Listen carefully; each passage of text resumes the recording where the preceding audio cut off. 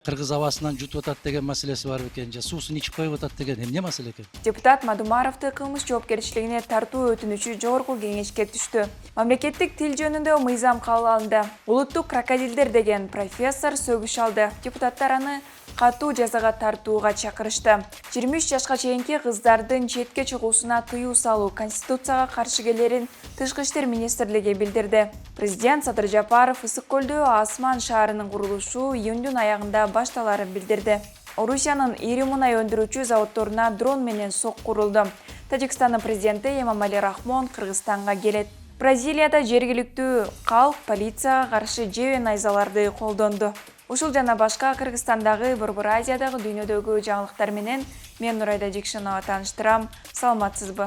Мындан ары бардык мамлекеттик кызматкерлер, депутаттар, Улуттук банктын кызматкерлери, прокурорлор, соттор, адвокаттар, мамлекеттик жана муниципалдык менчик түрүндөгү ишканалардын, мекемелердин жана уюмдардын кызмат адамдары, кызматчылары жана башкалар кыргыз тилин билүүгө жана кызматтык милдеттерин аткарууда колдонууга милдеттендирилди. Спикер Нурланбек Шакиев кесиптештерине ыраазычылык билдирип, тарыхый мыйзам долбоору кабыл алынганын белгиледи.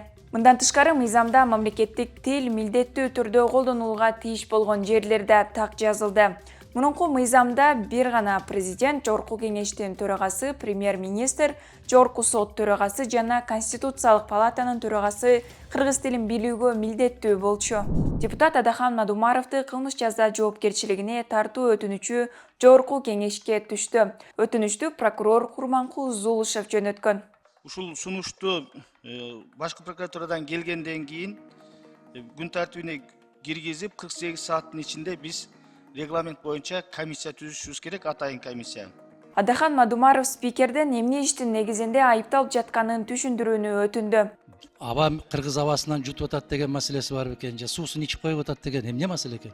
Бүтүн Кыргызстан фракциясынын лидери, оппозиционер Адахан Мадумаров андан соң маалымат жыйын өткөрүп, анда күч органдарынын мындай аракеттери, бийликти күч менен басып алууга коюлган айыптар негизсиз жана саясий иш деп баалады. Прокуратура эл өкүлүн кылмыш жаза кодексиндеги 36-берене кылмышка даярдык көрүү, 278-беренесинин массалык башаламандыктар 1-бөлүгү, 326-берене бийликти күч менен басып алуу, 338-беренесинин бийликтен аша чабуу 3-бөлүгү боюнча жоопко тартуу үчүн уруксаат сурап жатат. Прокуратура бул беренелер так кайсы иштер боюнча козголуп жатканын түшүндүргөн эмес. Спикер Шакиев түзүлгөн депутаттык комиссия Мадумаровдун ишин карап, иш парламенттин күн тартибине киргенден кийин маселе каралып баштаганда Курманкул Зулушев өзү келип түшүндүрөөрүн билдирди. Мадумаров айыптоолорду Гемпирабад иши менен байланыштырууда. Дипломатиялык академиянын кафедра башчысы Айнур Жоробекованын улуттук крокодилдердин каалоосуна каршы жогорку окуу жайларда сабак орус тилинде өткөрүлөт деп айткан сөзү кыргыз коомчулугунда катуу талкууга алынууда. 31-майдагы жогорку кеңештин жыйынында депутат Камила Талиева профессордун сөзүн сындап, эл аралык коомчулукта айтылган мындай шылдың үчүн кылмыш жазасына тартылып, окуу жайда мындайлар билим бербеши керек деп айтты. Жоробекова Орусияда өткөн Валдай 3-чү Борбор Азия конференциясында тил жөнүндө билдирүү жасаган эле. Мен бул жерден билим берүү министрине да кайрылат элем. Улуттук крокодилдердин нарын дарыясынан эмес, мына профессорлор улутка, элге крокодилдер деп коюп атат. Эл экен улуттук крокодилдер. Парламент спикери Нурланбек Шакиев да муну улутту мазактоо катары баалап, Тышкы иштер министрлигине иликтөө боюнча кайрылганын, бул кечирилгис экенин, башкаларга сабак болгудай жаза болушу керектигин билдирди.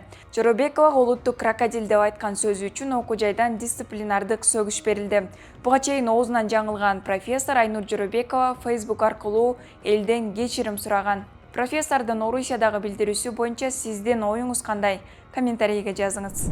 Тышкы иштер министрлиги 18-ден 23 жашка чейинки кыз келиндердин өлкөдөн чыгуусун чектөө Конституцияга каршы келерин, адам укуктары менен эркиндигин бузаарын билдирди.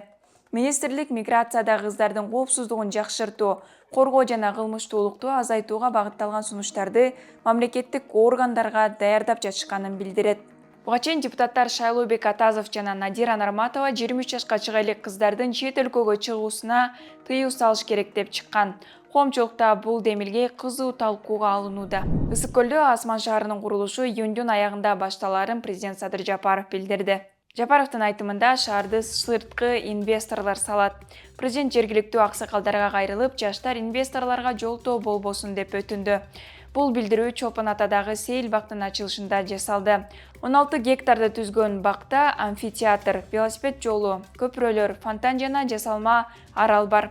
Ал эми экологиялык заманбап бардык шарттары бар Асман шаары 2021 жылы курула турганы жарыяланган. Ысык көлдүн Торайгыр айылынын өйдө жагына курулуп, буга 7-10 жыл убакыт кетери айтылган. Учурда куруу иштери президенттин иш башкармалыгында. Башында 20 миллиард доллар кететтелген Асман шаарына кайсы чет өлкөлүк инвестор канча акча салып, жалпысынан канча каражат жумшалары азырынча белгисиз. Орусиянын Украина менен чектеш аймагына жакын Шебекино шаарына жана 2 мунай өндүрүүчү заводторуна учкучсуз учактар менен сокку урулганын орус бийлиги билдирди. Краснодар крайынын башчысы Орусиянын түштүгүндөгү эң ири мунай иштетүүчү заводдор Афипский жана Ильский мунай иштетүүчү заводторуна сокку урулуп, биринде өрт чыкканын айткан. Белгород облусунун губернатору Вячеслав Гладков Шебекинода чабуулдан 4 адам жабыркаганын, абал начарлап, кичине балдар башка шаарга көчүрүлүп жатканын билдирген. Украина бийлиги бул соккулар боюнча комментарий бере элек. Ал арада Орусиянын президенти Владимир Путин Москвага жетип келген учкучсуз учактар маселесинде алгач ирет пикирин билдирип, бул Киевдин террордук аракети деп баалады. Ал эми Украина бийлиги дрондор чабуулун биз уюштурган жокпуз деп жатат.